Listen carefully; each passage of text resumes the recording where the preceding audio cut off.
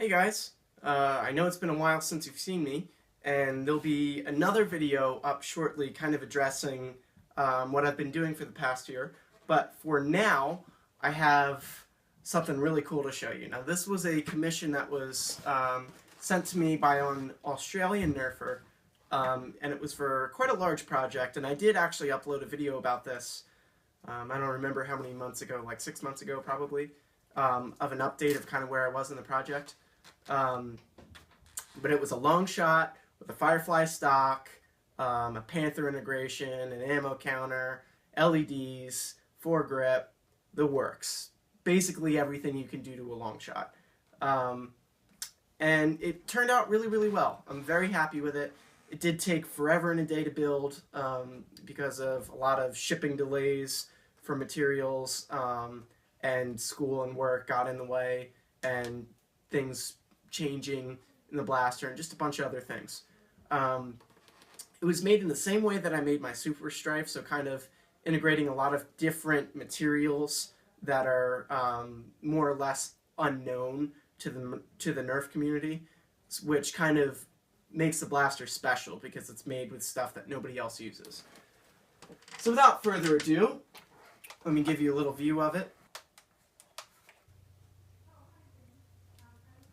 So obviously, the Firefly's in the back, the Panther's in the front, which is hidden under the foregrip here.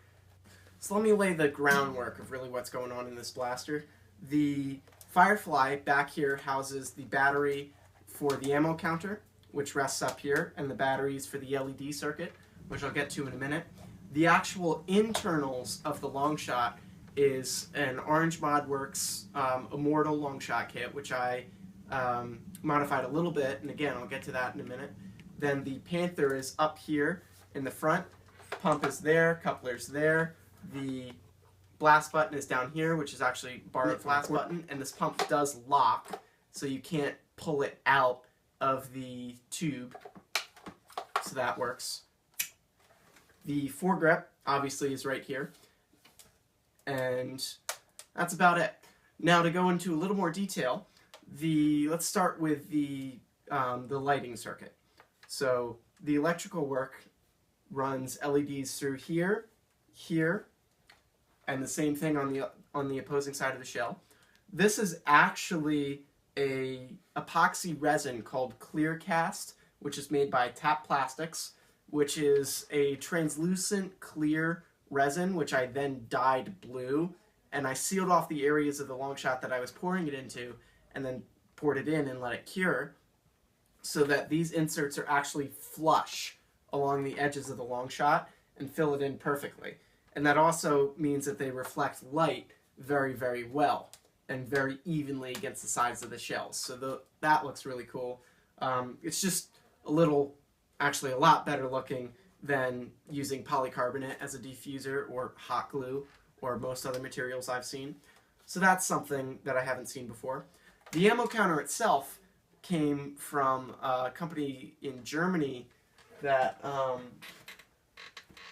have the box here somewhere. I can't remember their name offhand, but it's really cool counter. It's got different settings for whatever clip size you're using, which include the standard 18, 6, and 35 drum mag, which is cool. And it's not triggered off a trigger pull to count down. It's actually triggered off a laser system, which is in the front of the barrel here.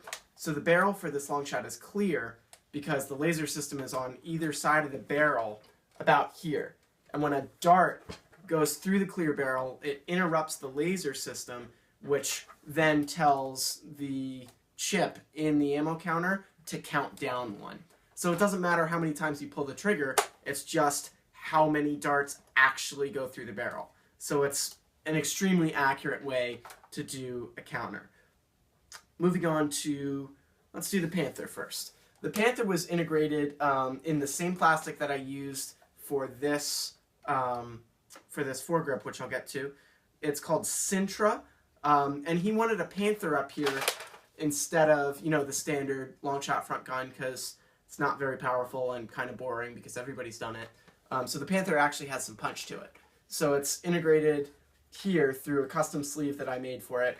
It's couplered with a 1/2-inch PVC coupler, and as I said, the pump is here, and the blast button is hidden here.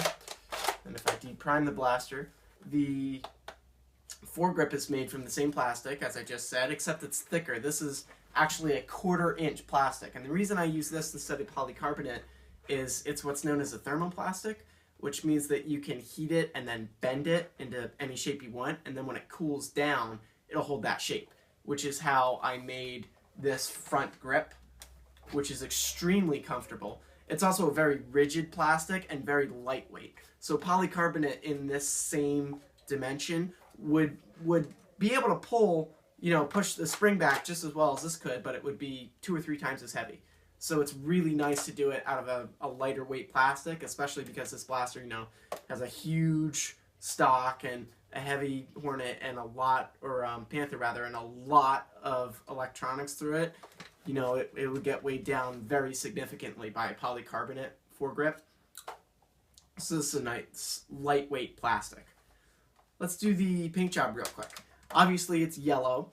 I pitched the idea to the buyer by saying that I wanted to do kind of a burnt yellow because he didn't want black or gray or any really gun looking colors. So what doesn't look like a gun? Oh, a neon color like a yellow or an orange. And I had done like a nice burnt orange Longshot maybe 6 months before I started working on this blaster, and I really, really liked how that turned out, and so did he. So he gave me the okay to do like a burnt yellow, which is really cool, and it's weathered already, which is really nice because it looks really great weathered, and that also means if you put any nicks or scratches in it, while you're using it or while it's sitting on the wall and it falls or something, it won't degrade from the actual look of the blaster because it already looks weathered. Whereas if it were very clean and shiny, and you were to put a ding in it, it would be extremely noticeable. So that's the reason it's weathered. It'll just look a lot better as it ages. And I also did weathering on all the orange pieces, which I left orange because I think it's a nice contrast to the yellow, so they don't stand out too much. One other thing that was cool, which I always appreciate when people say that I can do this, but I never do it without permission, was he wanted the blaster to be signed, and in a place where it wouldn't be super noticeable. So my signature is right back here under the battery tray, and it's also inside the battery tray, which is cool. So it doesn't degrade from the look of the blaster, but if you look closely, you can see it. Let's move on to a firing demo, shall we? Here's a quick demo on the ammo counter. On switch is up here. Reset is linked to the clip release, and I have it preset for 18 because I'm going to be using an 18-shot mag. So throw that in there, and as long as you don't touch the clip release again, then it'll keep registering that there's a clip in there. Then simply use the blaster as normal, and it'll count down every time you take a shot, because every time a dart passes through this clear barrel, it interrupts the laser and lets you know how many darts you have left. Here's a demo for the Panther.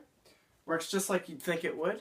Take whatever dart is your preference into whatever barrel is your preference and load it in. Then give the Panther about 14 to 15 pumps.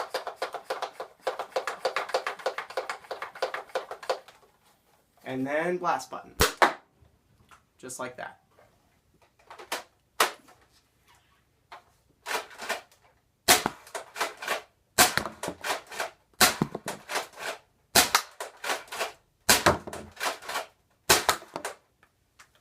So there you go. That about wraps it up.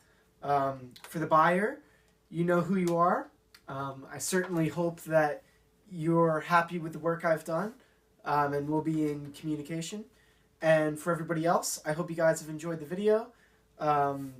This is honestly second maybe to only the Lancer. This is easily the coolest Longshot I've ever made, and that's really saying something because I've made, easily more than 50 Longshots at this point. So it was a really nice blaster to end on. I'm not going to say that this is the last Nerf gun I'll ever make, because I don't like to talk in absolutes, and with my current hobbies, This is a hobby that I may be revisiting for different projects again in the future. But again, I'll be talking more about that in a separate video that I'll make later this week. So if you guys are interested, you can look out for that.